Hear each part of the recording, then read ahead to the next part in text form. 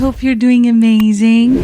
And I don't know if you can tell if you are an avid follower of mine. This is a little different. And I wanted to make this also a little different.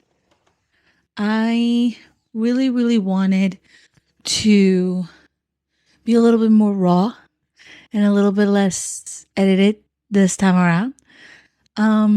Because I feel like I am celebrating a relatively big milestone um, in my life. And I wanted to celebrate it a little differently this time. I wrote some letters to myself in different stages of my life.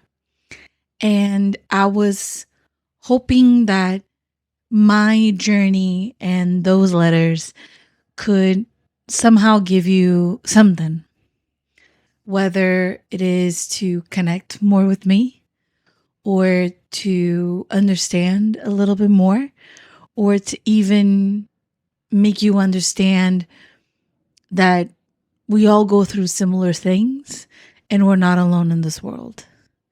So without taking any further time, I'm going to read each letter, and I hope you can forgive me by looking at my phone, because I don't want to get this wrong. Dear 10-year-old me, you are already carrying more than a child should, and you didn't even realize it. You thought the way your stomach clenched in certain rooms was normal. You thought being the quiet one meant you were mature, that being easy to be around made you lovable. You were already learning to scan everyone's face before speaking, already trying to keep the peace without knowing why it felt like your job to do so. You were the kind of kid that held your breath around chaos and smiled when adults said you were so well behaved. They had no idea you were already disappearing. I wish I could tell you that someone was coming to protect your softness, but the truth is, it will be you. You're the one who's going to have to fight for your own tenderness in a world that keeps trying to harden you. There's nothing wrong with how deeply you feel. Nothing wrong with crying when other people don't. That ache you have to be understood. It makes you human, not weak.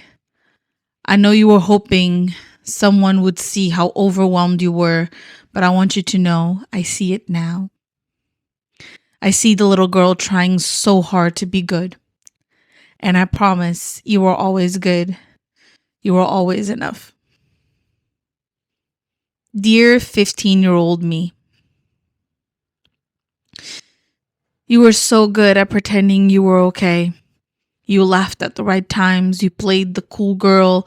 You pushed your feelings so far down you could barely tell when you were lying to yourself. You told people what they wanted to hear and called it confidence. But you hated your body, hated your voice, hated how you cared more than anyone else around you seemed to.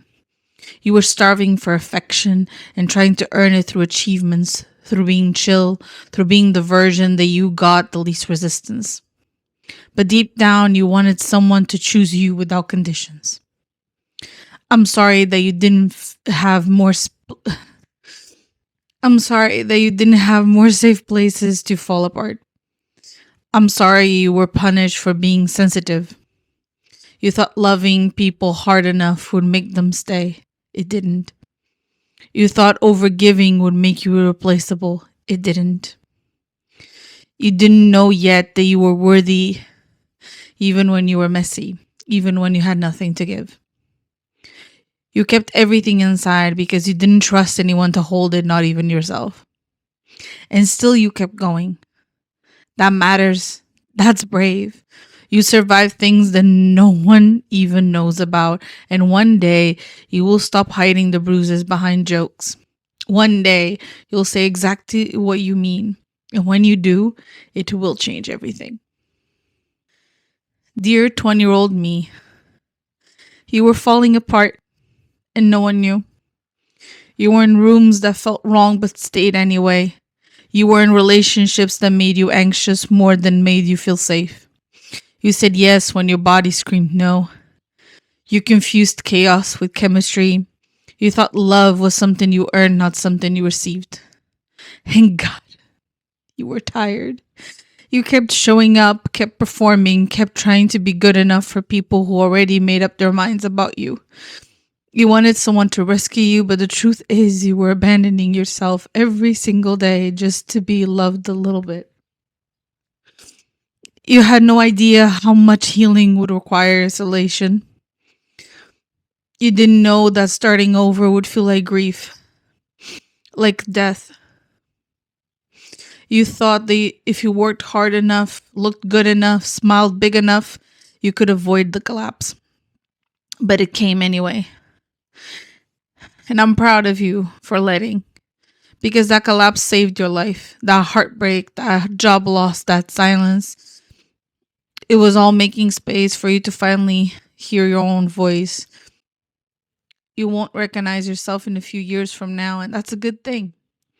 Because you're about to become someone who doesn't beg to be loved anymore. You're about to become someone who knows how to love themselves, not in a surface level way, but in a deep, unshakable, I've got me way that begins here. Dear 25-year-old me, this is the year you realize healing is not pretty. It's not always yoga and journaling and bubble baths. It's sitting in your apartment feeling like everything is falling apart again, even though you've done all the work. It's crying in the kitchen floor when no one's watching. It's having to forgive people who never apologized. It's choosing yourself when it would be so much easier to fall back into the arms of your old life. You kept thinking healing would feel like rising, but first it felt like breaking. And you broke again and again. But you also got honest, brutally honest about your habits, your people, your boundaries, your desires. You stopped lying to yourself to keep the peace.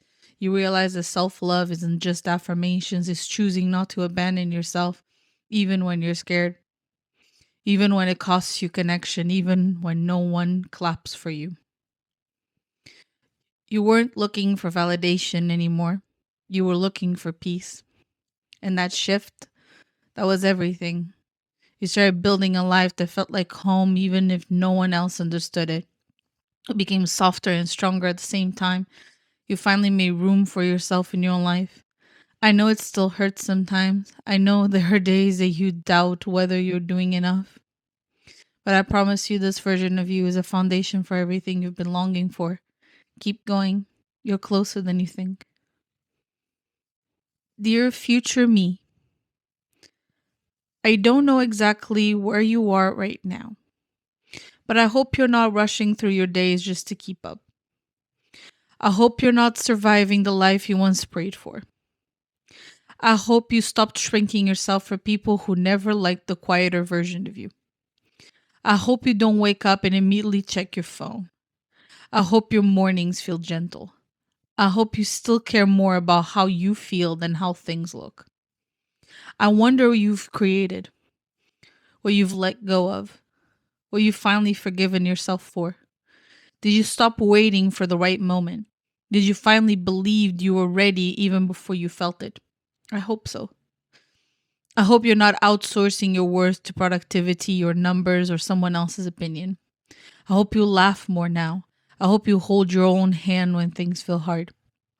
I hope you don't ghost yourself in your busiest seasons. And are you still as soft? Still as honest? Still as brave? I know life will keep changing you, but I hope it never numbs you. I hope you still cry during movies and pause to smell things and ask questions and say, I don't know, when you don't. I hope your inner child is proud, not because everything is perfect, but because you finally let her rest. Because you stopped trying to prove your goodness to everyone. Because you let yourself be loved fully, deeply, wildly, without performance. You've made it through so many versions of yourself. You've walked away from things that broke you, healed you in places where no one clapped for you. Please remember that. When fears When fear comes back, and it will, I hope it will hold it like a friend, not a threat. I hope you keep showing up, even if your hands shake.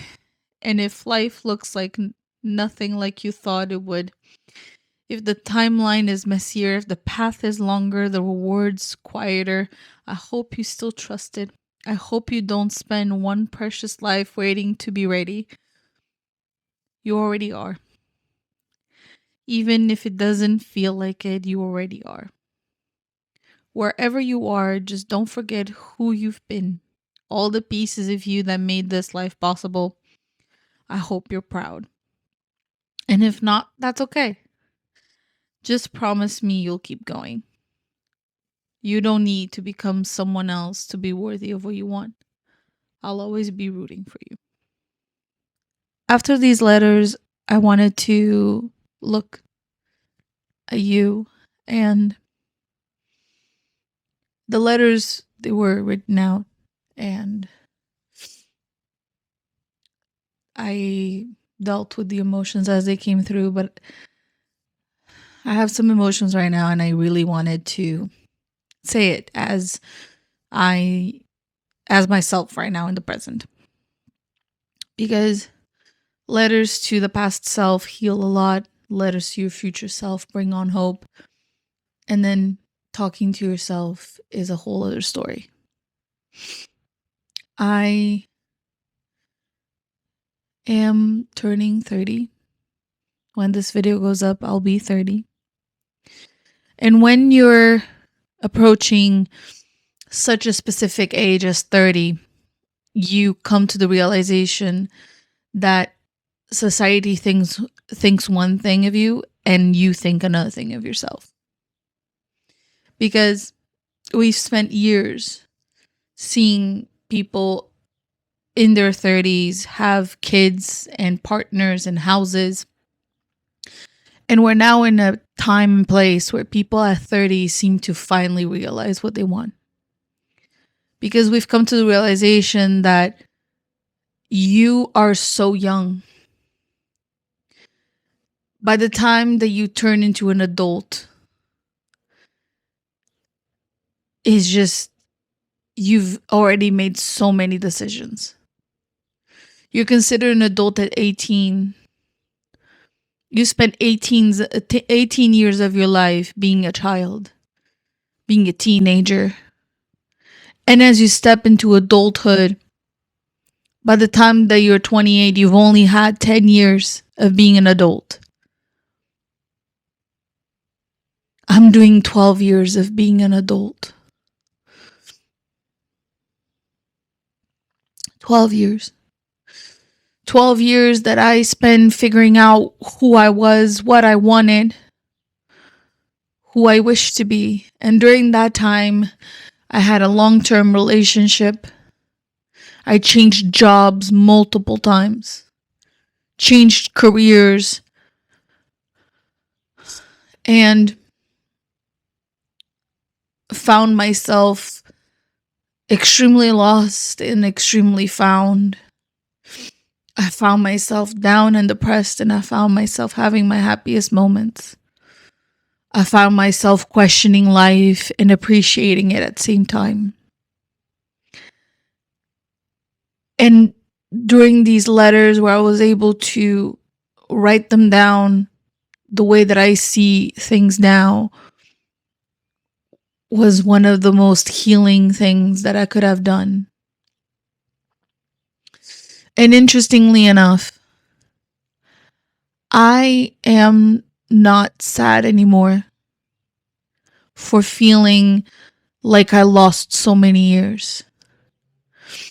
Because I didn't lose years.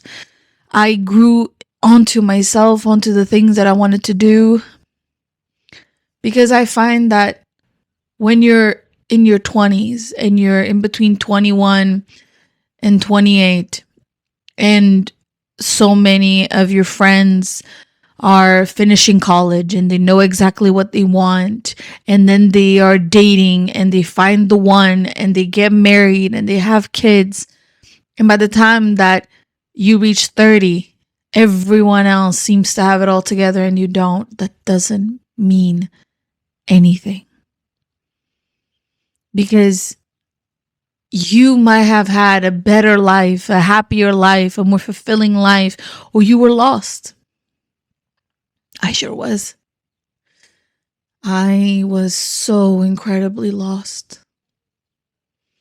I thought my long time partner was going to be my partner. I thought that the career I had picked when I was 20 was going to be my career. When everything crumbled around me, when I was 25, I didn't know what to do. I look back and I don't regret anything anymore. Because at the end of the day, why should I? Why should I regret going through my low moments if that made me realize how much I loved life?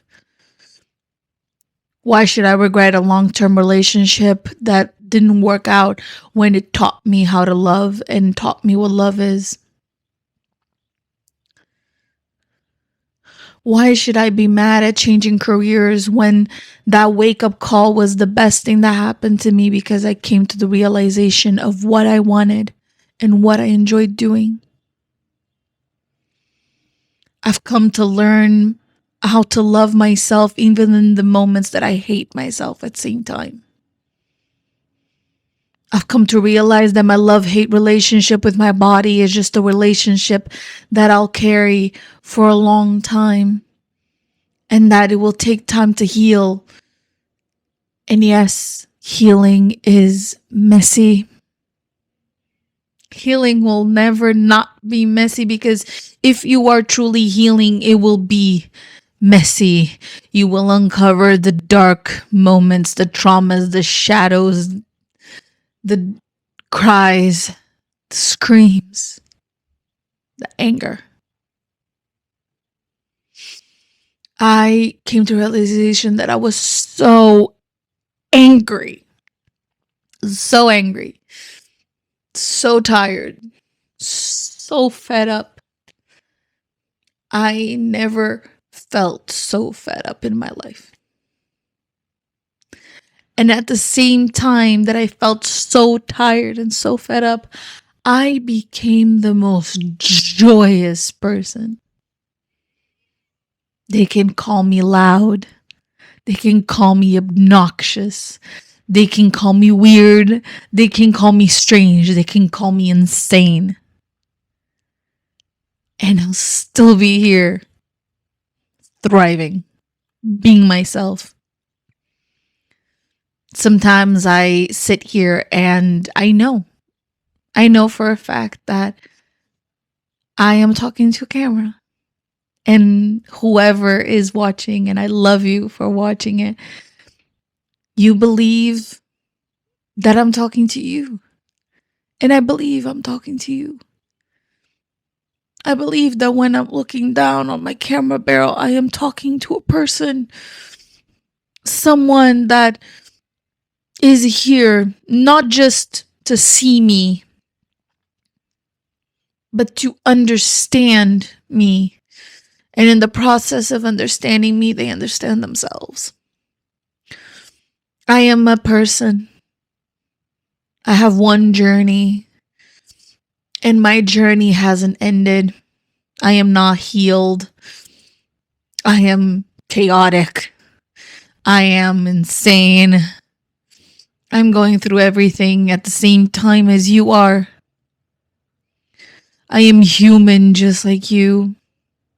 And I think that rawness is exactly what human is. And we could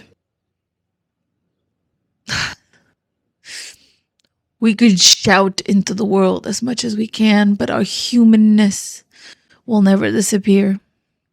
The ability to be mutable, the ability to change, the ability to evolve our mental capabilities, emotional capabilities, to go beyond the physical.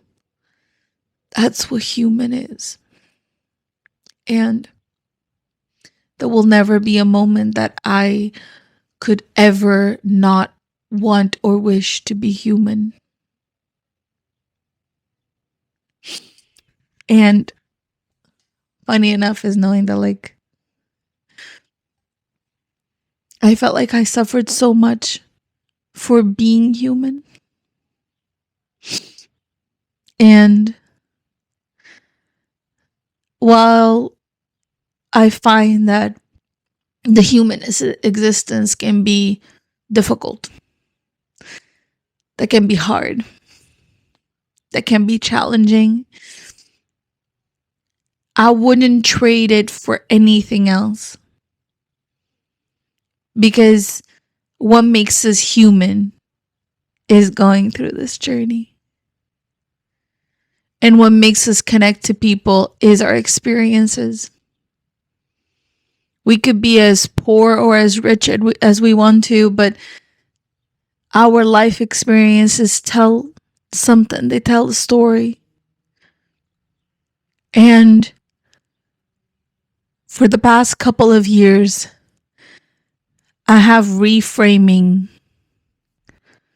and rewritten mine. I was down one path and I turned the wheel of the car and I'm going in a different direction.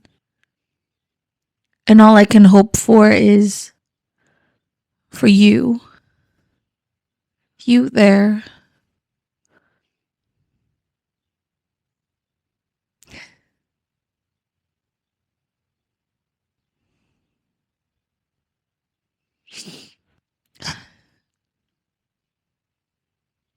to understand and to connect. I appreciate you. And I'm not gonna do any crazy outros. This is my outro. Thank you for listening till the end. And I would love to know if you did. So, how about a green heart emoji? If you drop a green heart emoji, I will know you watched it till the end. Thank you. And I'll see you next week. Bye-bye.